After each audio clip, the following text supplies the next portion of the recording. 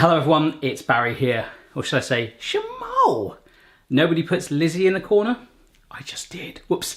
Today we are making some triple chocolate shortbread. Oh, so good. I actually haven't eaten it yet, but you just know when something looks good. I'll taste it at the end of the video, but if you want to give this a go, the full method and ingredients are on my website, myvirginkitchen.com. First things first, this recipe is called triple chocolate shortbread because it's got 3 lots of chocolate in it. See what I did there? Just wait for the grinder to stop. This recipe also uses rice flour, which I got really excited about. My friends are like, oh, did you see that football match last night? And I go, oh no, I used rice flour. I've been experimenting with it. It makes it a little bit more delicate. Also quite like the idea that the 2 colours of the chocolate bars represented the pugs in chocolate form. That's quite cool. Anyhow, first thing I want you to do is take that white chocolate bar and just chop it up into rough old chunks. You can go as fat chunks as you like or nice and thick. You can even grate the chocolate up. It's going to be good. You can also chop your butter up if you like, but I found that as it was at room temperature, it was just going everywhere. So that's optional. Just tear it if you like. Just wait for that grinder again.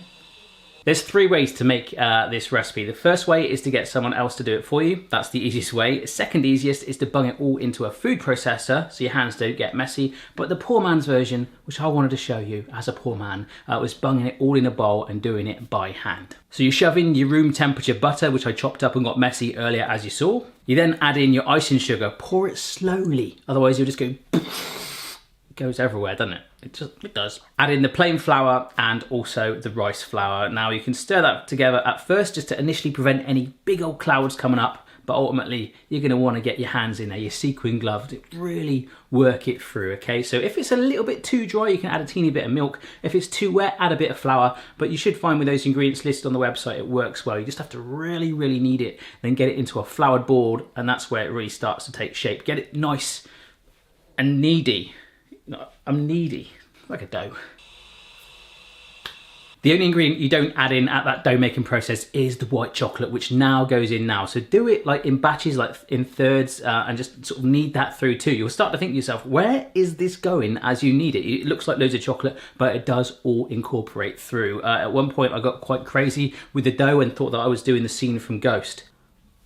Anyhow, enough of this. You're going to get yourself a loose bottom tin and grease that up with some butter too, and then press your doughy mixture into it. Be sure you get it all the way to the edges. This makes quite a thin shortbread. If you want it fatter, just use a smaller tin. Just make sure it's all nice and evenly laid out there. And this is optional too. If you like, you can score some lines along the dough while it's in the tin to give you some initial cut lines once it bakes.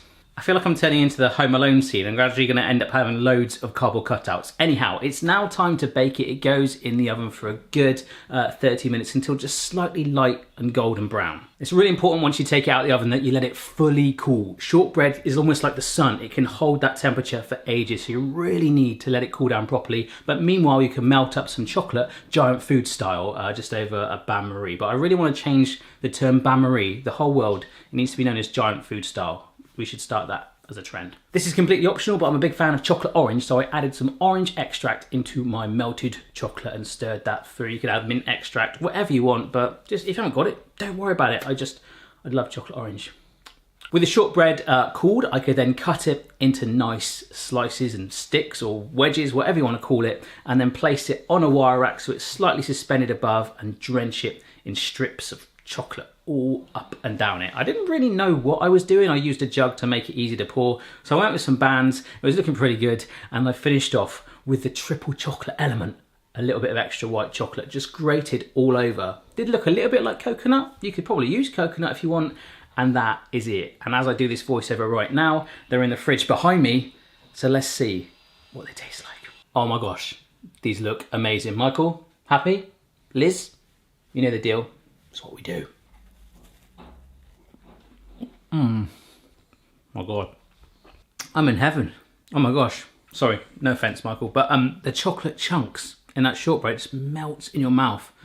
You've got to give that a go. That is phenomenally good. So there we are then, folks. I hope you give this recipe a go. If you do send me a picture and tag me in it. Don't forget to follow me on social media, Facebook, Twitter, Instagram, for loads of behind the scenes bits and bobs at My Virgin Kitchen. Any recipe ideas, let me know down below you want to see. Subscribe for regular videos and food fun, and we'll see you again next time.